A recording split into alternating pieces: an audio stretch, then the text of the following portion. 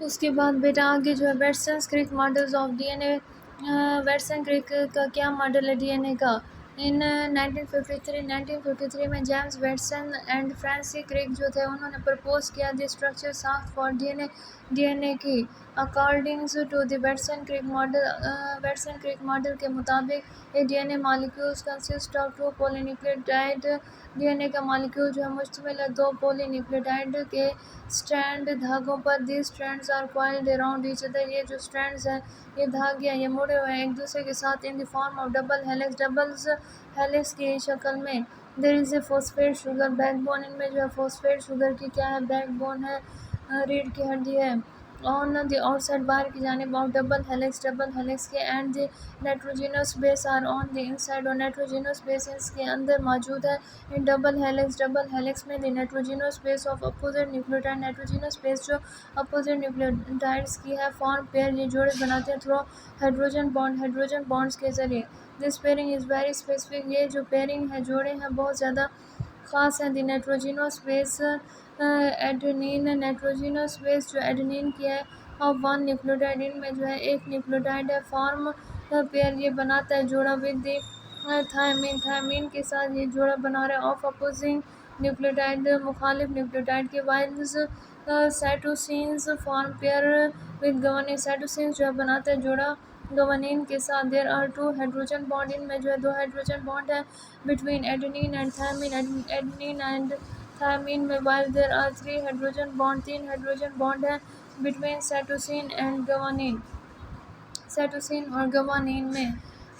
उसके बाद बेटा आगे देखें डीएनए रेप्लिकेशन। डीएनए की रेप्लिकेशन कैसे होती है? डीएनए कैसे अपनी कापियाँ बनाते हैं रेप्लिकेट होकर?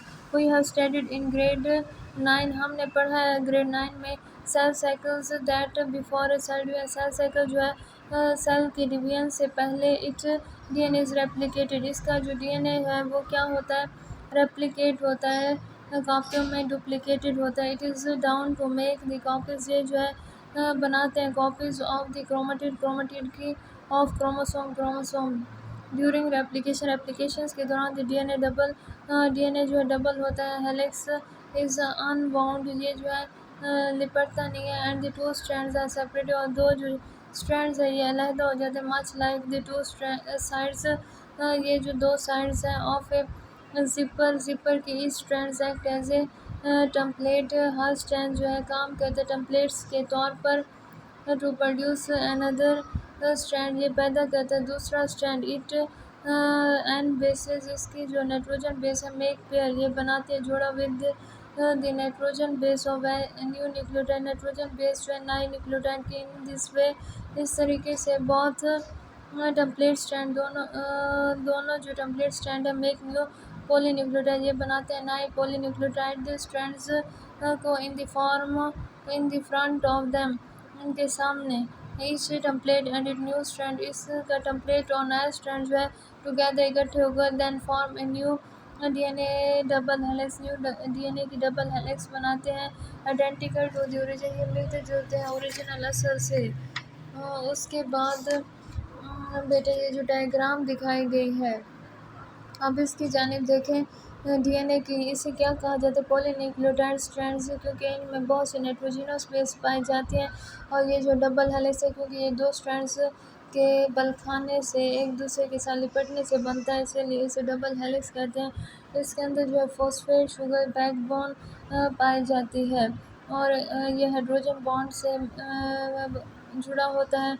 ये येलो जो है नाइट्रोजनस बेस को शो कर रहा है, पिंक जो है फॉस्फेट को शो कर रहा है और ब्लू जो है शुगर को शो कर रहा है। फिगर 15.2 में वेटसन क्रिक मॉडल्स ऑफ डीएनए को शो किया गया है। उसके आगे जो है बेटा क्या दिखाया गया है? फिगर 15.3 में हाउ डज डीएनए रेप्लिकेट, किस तरह से जो है डीएनए कापियाँ बनाते हैं। Double helix is unbound. ये जो है एक दूसरे के साथ लिपटे हुए नहीं हैं डबल हेलिक्स।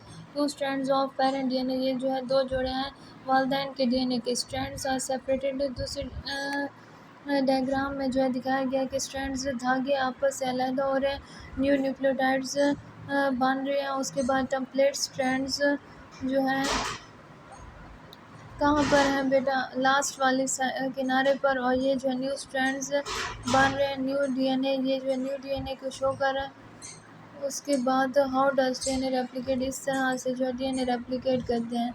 और ये पहला डीएनए पैरेंट डीएनए आपस में अलहदा होकर नए स्ट्रैंड्स बना देते हैं।